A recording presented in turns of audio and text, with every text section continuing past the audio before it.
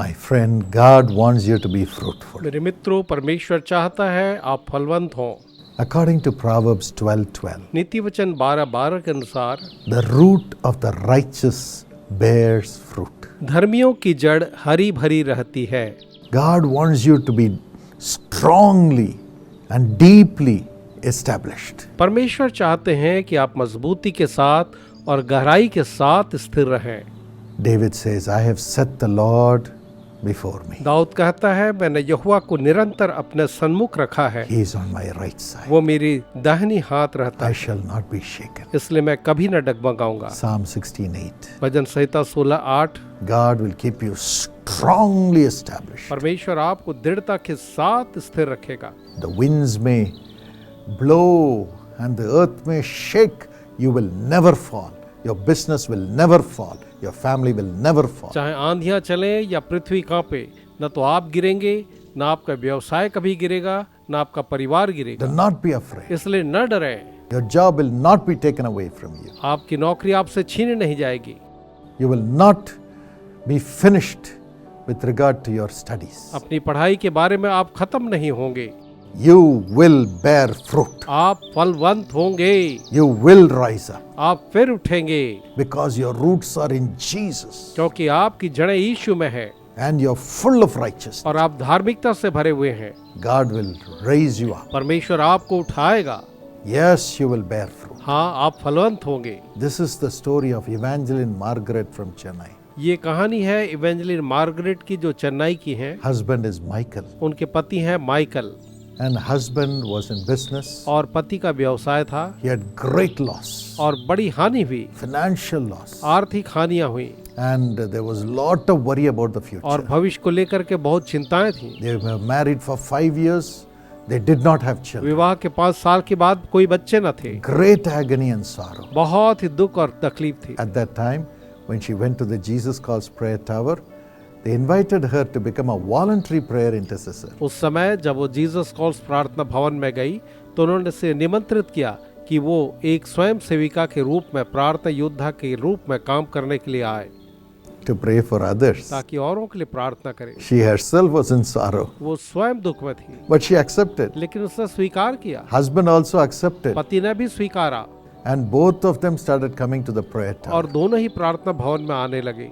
and joined the business blessing plan of Jesus Calls. साथ ही शुभ लाता है कि व्यवसाय आशीष योजना में शामिल हो गए And they attended the Institute of Power Ministry to get trained, to get filled with the Holy Spirit and the power of the Holy Spirit to serve God and care for others. और वे power ministry में भी शामिल हुए ताकि वो दूसरों के लिए प्रार्थना करने के लिए सामर्थ्य के साथ प्रार्थना कर सके। And amazingly, when they came back, they got an order for their business. और अद्भुत तरीके से जब वो वहां से लौटे तो उन्हें उनके व्यवसाय के लिए एक ऑर्डर मिला। God started lifting them up. परमेश्वर ने उन्हें उठाना शुरू किया And they started fasting and praying और वे उपवास के साथ प्रार्थना करने लग गए, for themselves in one accord, अपने आप के लिए एक मन होकर, for the business. व्यवसाय के लिए।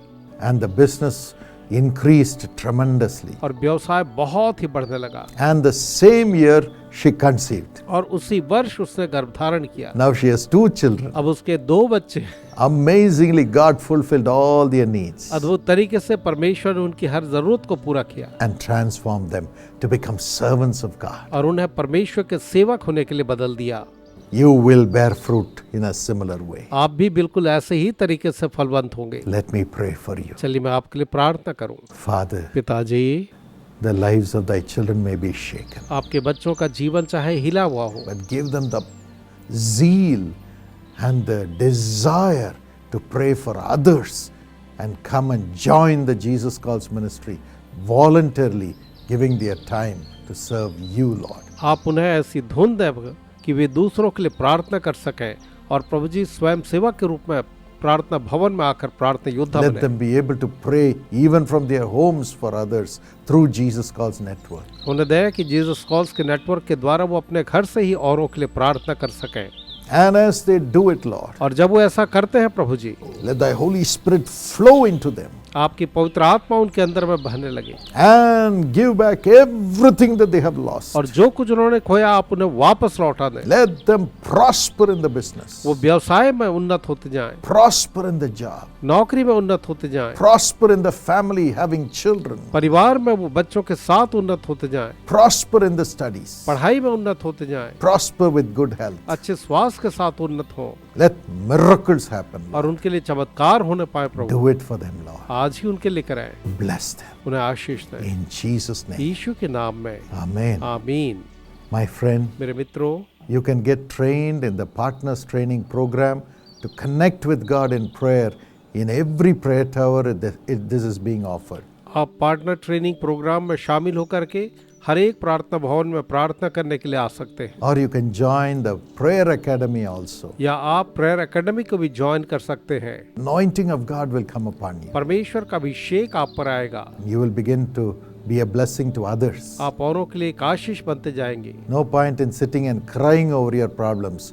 Come and serve the Lord. अपने परेशानी के लिए बैठकर रोने से कोई फायदा नहीं, आइए प्रभु की सेवा करिए। When you go back, every problem would have gone. You will prosper. और जब आप वापस जाएंगे सारी समस्याएं चली जाएंगी, आप उन्नत होंगे। You can do this voluntarily whenever you have time each week. प्रति सप्ताह को जब भी आपके पास समय हो आप ये कर सकते हैं। Or if you have the computer system in your home, you can connect with Jesus Calls Prayer Tower network and you can receive the calls and pray for others right from your home. या अगर आपके पास एक computer system है तो आप Jesus calls network से जुड़ करके अपने घर से ही कॉल लेकर के प्रार्थना कर सकते हैं। We will train you. हम आपको प्रशिक्षित करेंगे।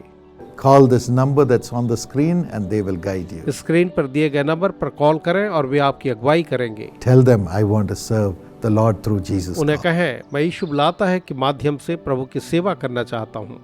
God will bless you. प्रभु आपको आशीष देंगे। My precious friend, मेरे बहुमूल्य दोस्तों, we are going to have a prayer get together at Bethesda Prayer Center at Karunya Nagar, which is in Coimbatore.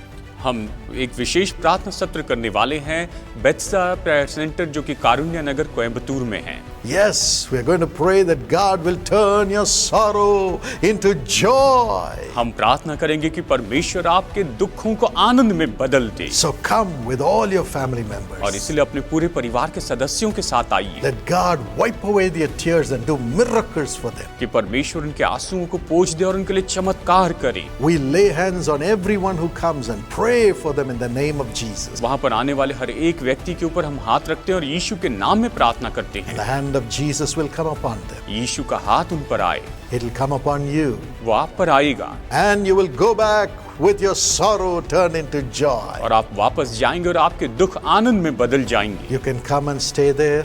आप आकर वहाँ पर रह सकते हैं। Food facilities are available. भोजन की व्यवस्था वहाँ पर उपलब्ध है। Transport facilities are available from the city of Coimbatore. Coimbatore शहर से यातायात के साधन भी उपलब्ध है। Just come. बस आइए, Call the number on the screen and they'll give you all the information. Screen के नंबर पर फोन कीजिए और वो आपको सारी जानकारी देंगे।